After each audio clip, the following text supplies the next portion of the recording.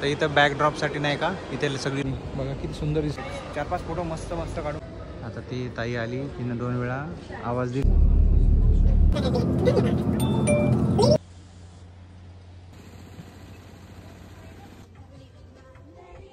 और पेटी खोलने के लिए फ्लैग को उठाएं.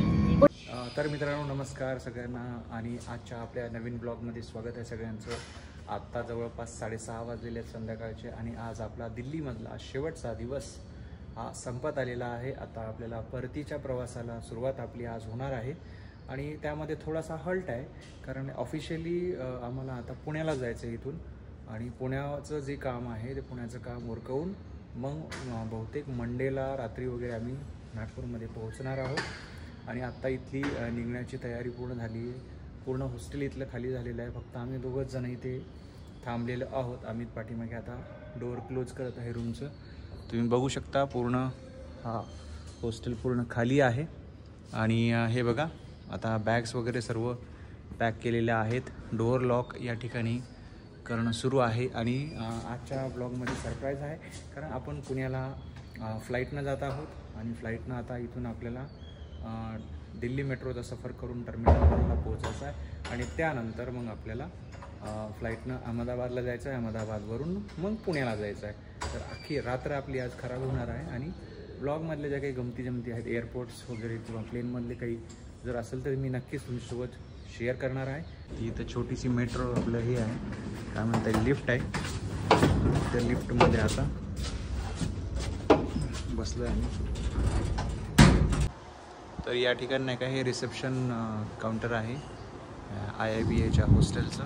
खूप चांगल्या पद्धतीने या ठिकाणी आपल्याला सर्वांना अटेंड केलं जातं. जे काही इथे ऑफिशियल्स वगैरे सर्व येतात नाही का पूर्ण भारतातून या ठिकाणी ऑफिशियल्स येतात. त्यांना खूप चांगल्या पद्धतीने या ठिकाणी अटेंड केले जाते. आणि इथे समोरच नाही का तुम्हाला ही IIBAची ॲडमिनिस्ट्रेटिव्ह बिल्डिंग आहे. आणि इथले कॅम्पस पण असा खूप सुंदर कॅम्पस आहे.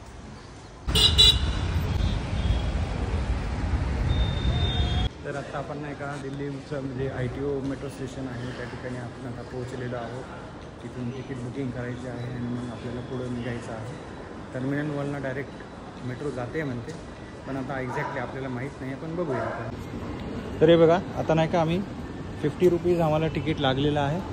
ITO मेट्रो स्टेशनमध्ये पोहोचलेलो आहे. इथून आम्हाला मेट्रोने जायचं आहे. पहिल्यांदा मला वाटते व्हायलेट लाईन आहे त्यानंतर मग मॅग्नेटा लाईन घ्यायची आपल्याला. कोणतं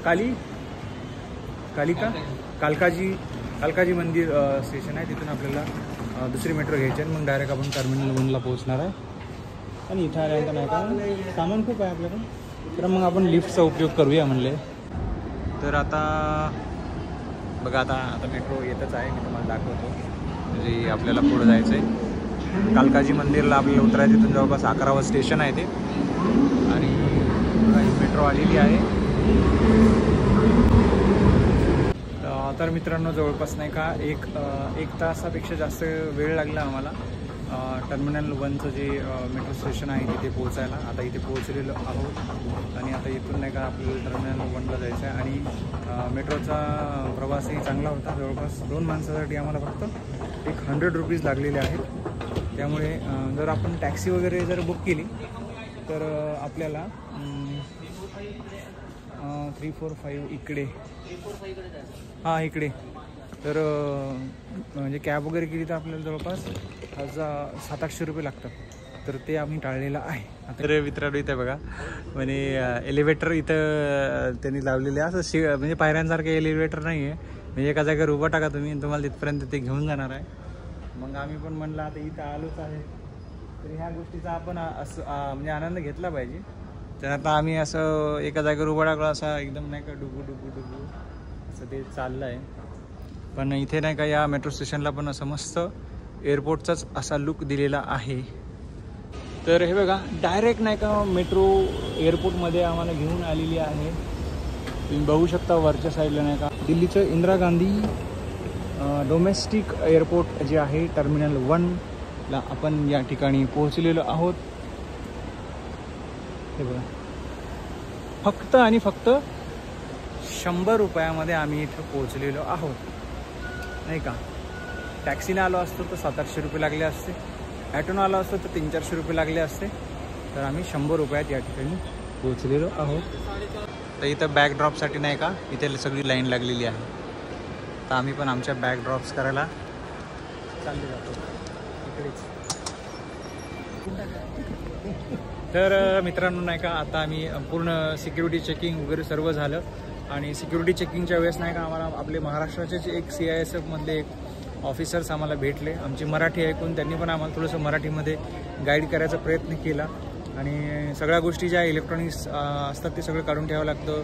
कमरेचा बेल्ट म्हणा, चार्जर म्हणा, तुमचे मोबाईल्स आणि बाकी ज्या गोष्टी आहेत सगळ्या काढून ठेवावं लागतात. आता इथे मध्ये पोहोचलेलं आहे. गेट नंबर 42ला जायचं आहे. आणि इथे भरपूर सारी अशी खूप स्वस्त अशी दुकानं आहेत या ठिकाणी. हे पहा इथे बऱ्याच ठिकाणी नाही का असे जे काही असं हे करून ठेवलेलं आहे त्यांनी. बघा किती सुंदर दिसतं आहे. एअरपोर्ट दिसायला सुंदर आहे पण पैशानं खूप महाग आहे. बॅगेज वगैरे पण केलं म्हणजे बॅग्स नाही का हे केलं. तर बॅग्स आमच्या डायरेक्ट आम्हाला पुण्यामध्ये भेटणार आहे. तोपर्यंत आम्हाला बॅग्स भेटणार नाही आहेत. हो आम्ही सेट फोटो वगैरे कुछ निकाल. अरे उधर आ जाओ, इधर आ जाओ, एक बढ़िया फोटो निकालता हूँ. तर आम्ही सेटचा आता फोटो काढून देतो मी. तर आता आम्ही नाही का मस्तपैकी नाही का असे फोटो पण काढले. तिथे हा म्हणजे आता जी घंटी असते ना घंटी देवाच्या तिथली त्या घंटीपासून तयार केला एक आपला हत्ती आहे. एक इथे स्टॅच्यू आहे नाही का त्याजवळ फोटो काढला. समोर काही 1-2 स्टॅच्यू होते त्याजवळ पण फोटो काढला. आणि असे 4-5 फोटो मस्त काढून घेतलेले आहे. एअरपोर्ट आता भव्य दिव्य आहे. इथे खूप सारे स्वस्त गरीब लोकांचे दुकानं आहेत. आणि आपण एवढे जास्त गरीब नाही आहे की आपण आता इथे जाऊन काहीतरी खरेदी केलं पाहिजे. आपण खूप मोठे लोक आहेत त्यामुळे आपण या दुकानातून खरेदी करणं अपेक्षितच नाही का. तर आम्ही काही इथे जाणार नाही आता नाही का. आणि फक्त आपण बघूया एक्सप्लोअर करूया इथले सगळ्या गोष्टी ज्या आहे का. कारण आपल्याला भरपूर वेळ आहे. साधारणतः 11 वाजता फ्लाईट आहे आपलं. अहमदाबादला जाणार आहे. तिथे उतरणार आम्ही. तिथून मग रात्री 2-2:15 पावणे 3चं काहीतरी फ्लाईट आहे. ते डायरेक्ट जाणार आहे 4 वाजता पुण्याला. आणि पुण्याला उतरल्यानंतर मग आपल्याला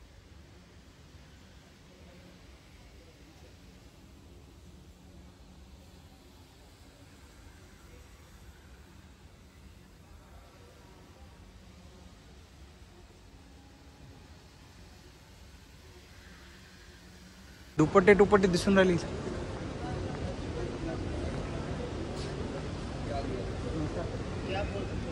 पुस्तक आहेत.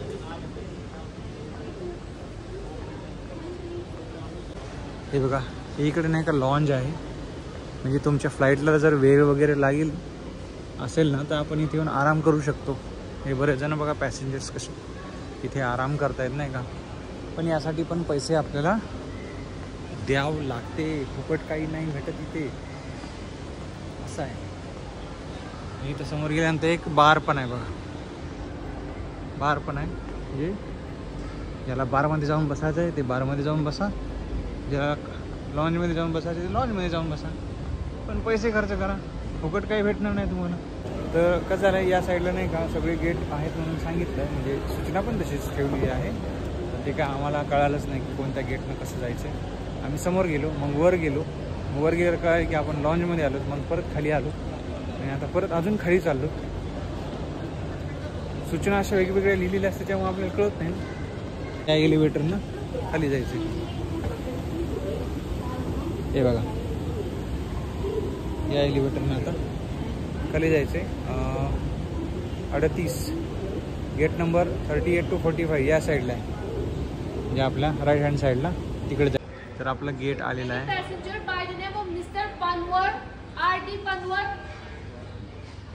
अनाउन्समेंट आली. तो माणूस गायब झालेला आहे. आणि आता हे जे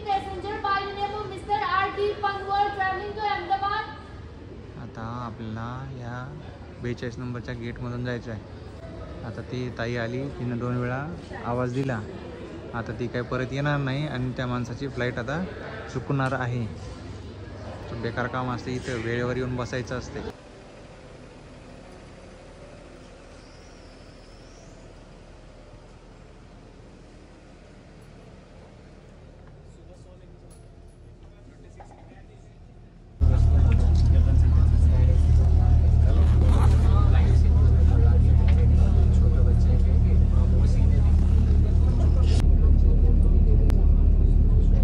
तर मित्रांनो, आता आम्ही नाही का जस्ट आमचं वेब चेकिंग वगैरे सगळं केलं आणि त्यानंतर इंडिगोचं आपलं फ्लाईट होतं. तर इंडिगोच्या बसेस असतात ज्या आपल्याला आपल्या फ्लाईटपर्यंत घेऊन जात असतात. त्या बसमध्ये आम्ही बसलेलो आहे. तुम्ही या ठिकाणी बघू शकता दिल्लीचं Indira Gandhi international domestic airport जे आहे त्या ठिकाणी आता आपण आपल्या फ्लाईट म्हणजे विमानाकडे आपण आता जातो आहे. भरपूर सारी विमानं या ठिकाणी दिसत आहे आणि भरपूर सारं काम या एअरपोर्टचं सुरूच आहे मित्रांनो. भविष्यामध्ये डायरेक्ट आपल्याला म्हणजे वेब चेक झालं का आपल्या लगेच आपण त्या याच्यामध्ये विमानामध्ये डायरेक्ट जाऊ शकतो. अशा फॅसिलिटीज पण या ठिकाणी सुरू होणार आहेत. आणि तुम्ही बघू शकता म्हणजे जे काही विमानापर्यंत आपण जातो तर सगळ्या त्या कंपनीच्याच गाड्या असतात त्या ठिकाणी आणि खूप सारे असे व्हेकल्स असतात. खूप सारे सिक्युरिटी चेक्स असतात या ठिकाणी.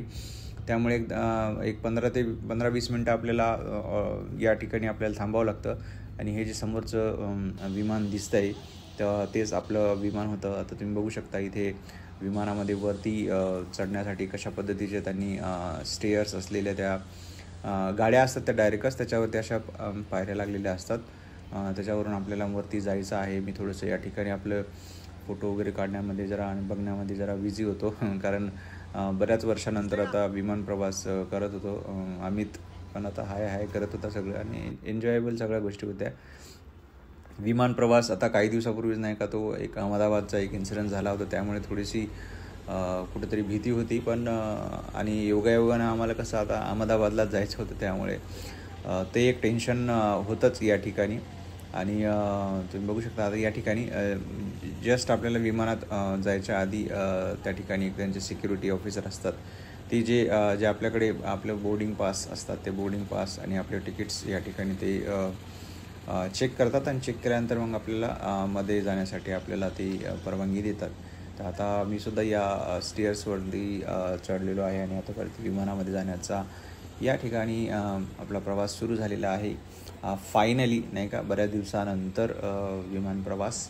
पण विमान प्रवास जरी असला तरी मित्रांनो भरपूर वेळ लागत असतो याच्यासाठी नाही का. 2 घंटे आधी या 2 घंटे सगळे आपल्याला खूप गोष्टींना सामोरं जावं लागतं या ठिकाणी. आता मध्ये आलो आपण आणि आता आपल्याला आपली जी सीट आहे ती आपल्याला आता इथे या ठिकाणी शोधायची आहे. कारण ऑलरेडी अमित या ठिकाणी मध्ये जाऊन बसलेला होता त्यामुळे मी आता सीट शोधण्याच्या ऐवजी अमितला शोधत होतो. आणि जसं आपल्याला ट्रॅव्हल्स किंवा बसच्या जशा सीट्स असतात त्याच पद्धतीने या ठिकाणी सीट्स होत्या. असा वरती नंबर्स लिहिलेले असतात. तर कळालं नाही तर मग आता कसं एअर होस्टेस जे असतात त्यांना आपण विचारू शकतो. जसं मी या ठिकाणी विचारलेलं आहे तर तिने मला सांगितलं की यावरती नंबर लिहिले आहे तुम्ही नंबर बघा.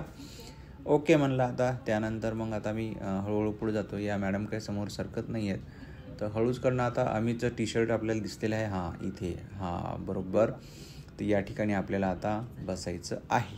तर आता आम्ही नाही का विमानात बसून घेतलेलं आहे. मला बाहेर सगळ्या गोष्टी दाखवल्या मी आणि आता आमच्या सीट्सवर आम्ही आता बसलेलं आहे. विंडो सीट काय आपल्याला भेटली नाही पण असो विंडो सीटच्या बाजूलाच भेटलेलं आहे. बसायला आम्हाला बघायला लगेच भेटून जाईल. तर गाणे पण लावले काहीतरी लाईट.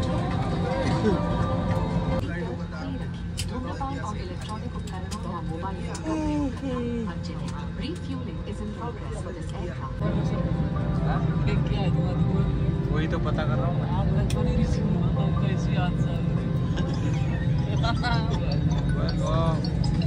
उतरला पाहिजे बरोबर. काहीतरी सुरू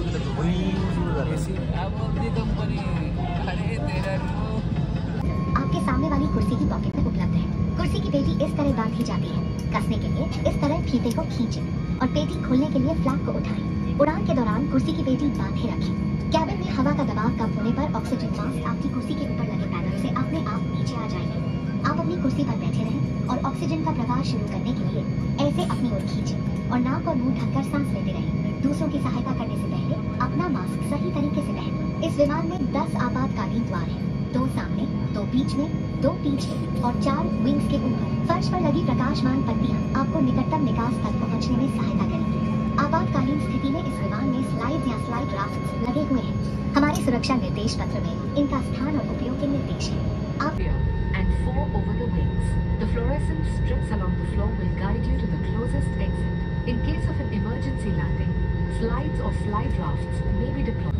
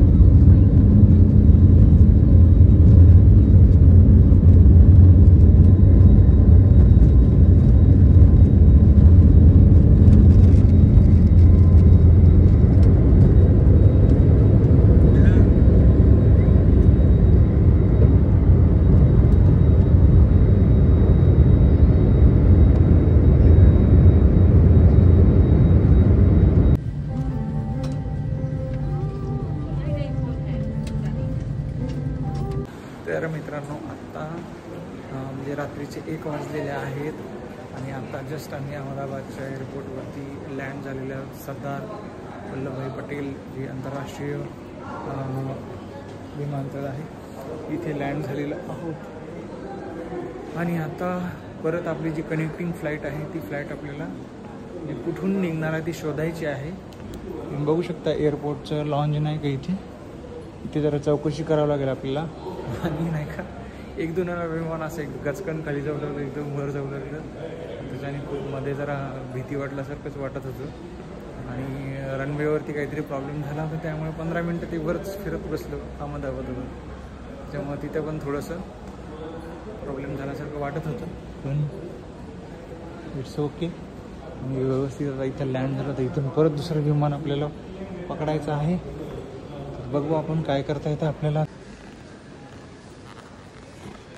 तर मित्रांनो, इथे पण नाही का म्हणजे डोमेस्टिक ट्रान्सफर होतं आपलं, म्हणजे दिल्लीवरून अहमदाबाद आणि अहमदाबादवरून आता पुण्याला. पण डोमेस्टिक ट्रान्सफर असतानासुद्धा इथे परत चेकिंग झाली, पूर्ण सिक्युरिटी चेकिंग जी आपण दिल्लीमध्ये केलेली होती ती पण इथं परत करावं लागली आम्हाला. तेव्हा थोडंसं जरा त्रासदायक झाला ती गोष्ट, पण ठीक आहे. आता जे काही यांचे प्रोटोकॉल्स असतील एअरपोर्टवाल्यांचे ते आपल्याला मान्यच करावं लागतं. इथे का आपण आर्ग्युमेंट वगैरे असं काही करू शकत नाही. तर आता सिक्युरिटी चेकिंग झालेलं आहे आणि पाठीमागे जो दिसतो तुम्हाला 4 नंबर गेट, हे बघा हा जो समोर 4 नंबर गेट आहे, या गेटमधून आता आपल्याला पुढच्या प्रवासासाठी इथे आता बोर्डिंग करायचं आहे आपल्याला. आणि बोर्डिंग टाईम दिलेला 2 वाजताचा रात्रीचा. आता जवळपास 25-1 मिनटं राहिली आहे बोर्डिंगला. ती झाली की मग आपल्याला बोर्डिंग करून विमानात परत बसायचं आहे. म्हणजे ही दुसरी विमानाची राईड आहे आपली आज रात्रभरामध्ये. आणि बसल्यानंतर मी तुम्हाला सर्वांना दाखवेन हे विमान कसं आहे काय आहे ते.